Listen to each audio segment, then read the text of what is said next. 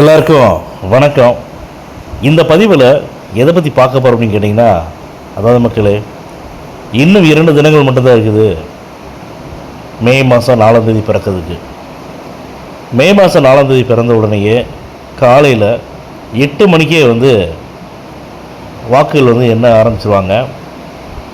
எல்லாருமே கற்பனையில் இருக்கிறாங்க.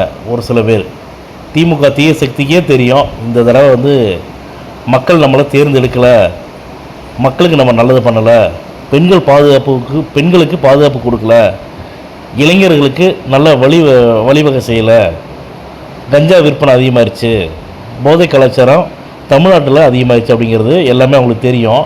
ஆனால் தெரிஞ்சாலுமே அவங்க நம்பி இருக்கிறது எதுன்னா, அந்த இலவசங்கள் ஒன்றுக்கு கொடுத்தாங்க இல்லையா, எல்லா மாதத்துக்கு சேர்த்து 3 மாதம் காசு, 3 மாதம் மகளிர் உதவித்தொகை ஒரு 3000, 2000 ரூபா கோடை விடுமுறையை கொண்டாடுவதற்காக 2000 சேர்த்து 5000 கொடுத்தாங்க.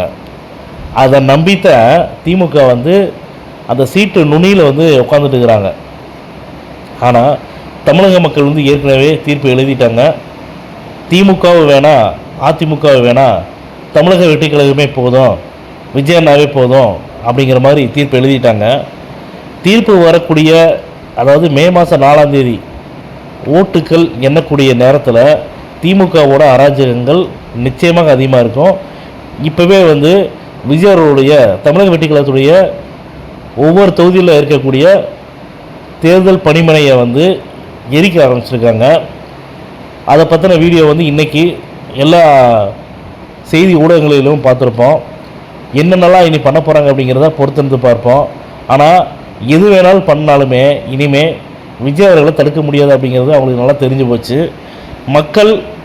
மக்கள் தீர்ப்பே மகேசன் தீர்ப்பு அப்படிங்கிற மாதிரி விஜய் அவர்களுக்கு தமிழக மக்கள் ஓட்டு போட்டு ஜெயிக்க வச்சுட்டாங்க அப்படிங்கிறத மே 4ஆம் தேதி வெளியாகக்கூடிய ரிசல்ட் சொல்ல ஆரம்பிக்கும். அதுக்கப்புறமா இந்த சட்டமன்ற தேர்தல் மட்டுமல்லாமல் இனி வரக்கூடிய எல்லா சட்டமன்ற தேர்தல்களிலும் பார்த்திங்கன்னா தளபதி விஜய் அவர்கள் தான் முதலமைச்சராக போகிறாங்க, நிரந்தர முதலமைச்சராக போகிறாங்க. ஏன்னா இதை நான் மட்டும் சொல்லலை, செய்தி ஊடகங்களாக இருக்கட்டும், மிகப்பெரிய அரசியல் விமர்சகர்களாக இருக்கட்டும், எல்லாமே சொல்லிட்டு இருக்கிறாங்க.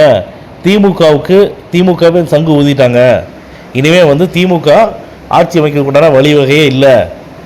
அதிமுகவை பற்றி தான் தெரியும். ஏற்கனவே அதிமுக பிஜேபியோட அடிமையாகி ரொம்ப வருஷம் ஆயிடுச்சு. இனிமேல் அதிமுக அதுலேருந்து மீண்டு வர்றதுக்குண்டான வாய்ப்பே கிடையாது. மே மாதம் 4ஆம் தேதி தமிழ்நாட்டுடைய புதிய முதலமைச்சராக தளபதி விஜய் அவர்களை